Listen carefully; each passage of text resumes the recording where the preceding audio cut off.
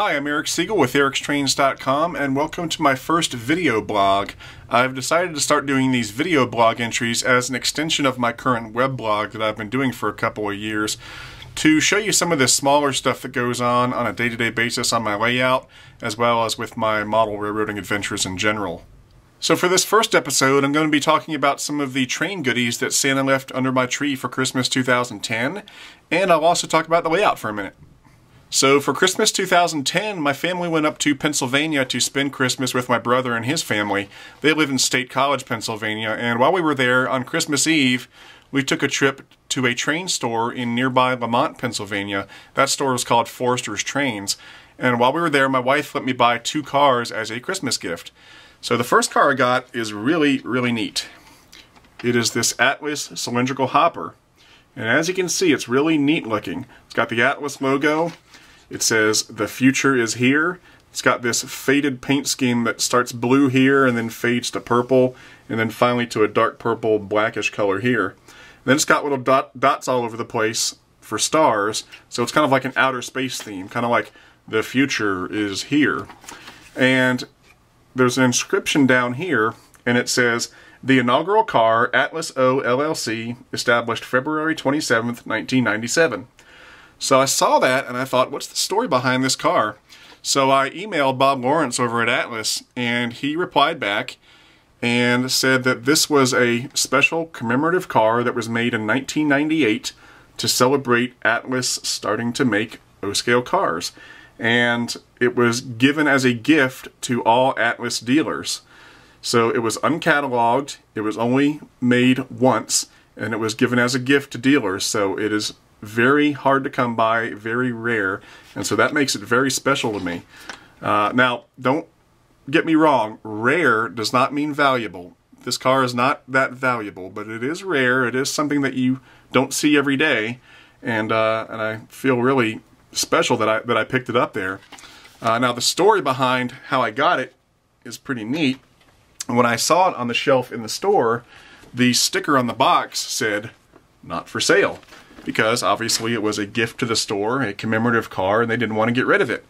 But I told the guy that I liked it, and I guess he was in a giving mood, and so he said, "I'll give it to you for 50 bucks. And so $50 later, I had it. And it's a beautiful car and very unique. It's very well detailed.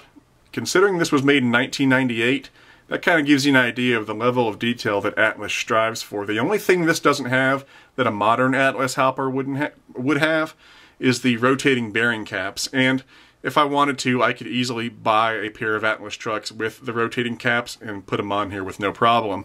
But other than that, it's very highly detailed. It's got the opening hatches on top. The ends are very nicely done. The steps are very nicely done. So very beautiful car and very special, so I'm really glad that I picked that up. I feel really lucky that I happened to walk in that store and see that on the shelf.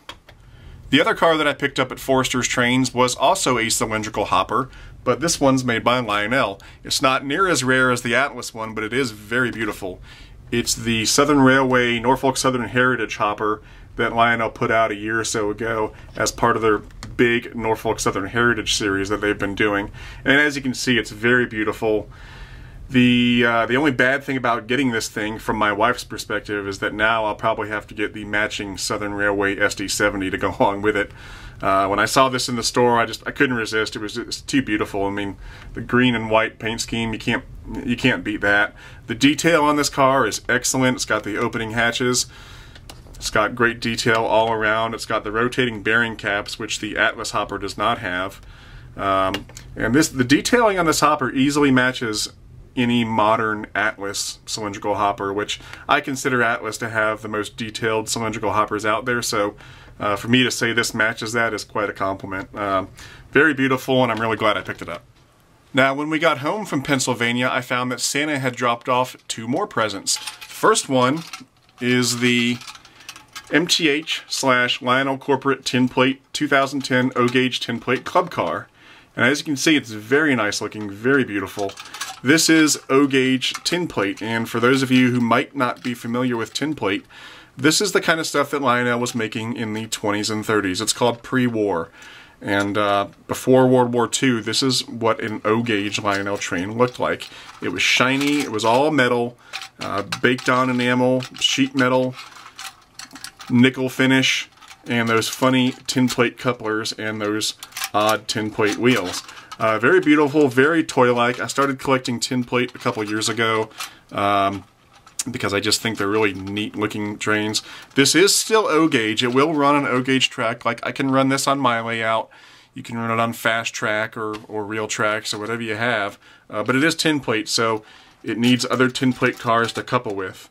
And this is their 2010 club car, and it arrived just in the nick of time, just at the very end of 2010, and as you can see, very, very beautiful. Now, the other present that was waiting for me when I got home was actually from my dad, and it is also tin plate, but it is standard gauge tin plate. This is a standard gauge refrigerator car, and this is also made by Lionel Corporate Tin Plate, which is MTH, making Lionel tin plate trains. It's standard gauge, it's not O-gauge. This is what O-gauge looks like.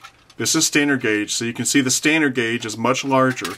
It runs on standard gauge track. And again, this is pre-war stuff. This is what Lionel was making in the 20s and 30s, and what they're making now under the Lionel corporate banner. And again, it's all metal construction. This has the brass on it instead of the nickel finish. I like the brass particularly. And it's also got those funny tin plate couplers. And it's classic pre-war.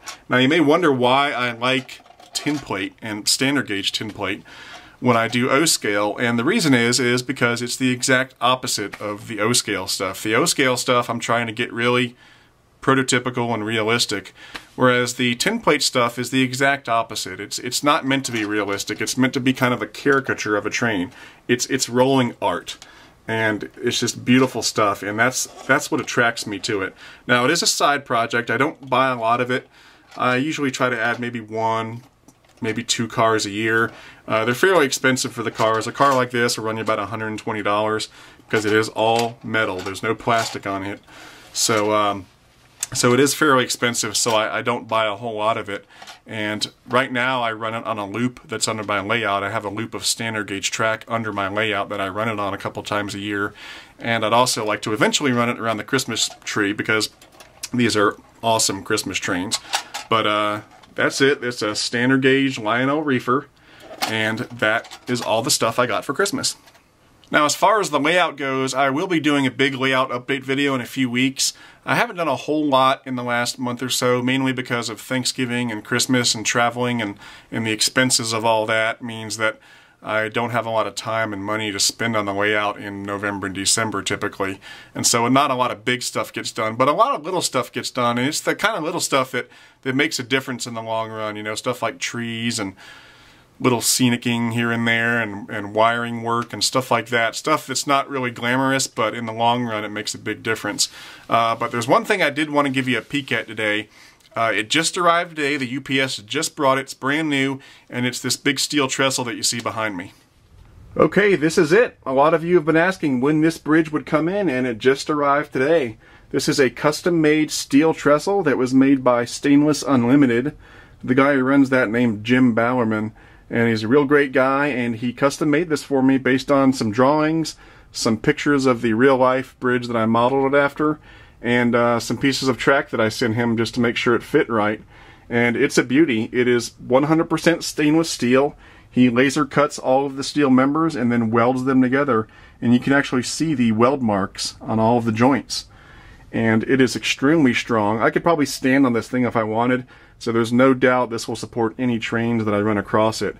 And it's absolutely gorgeous. Now, the trestle that I modeled this after is called the Alhambra trestle. That's in Martinez, California.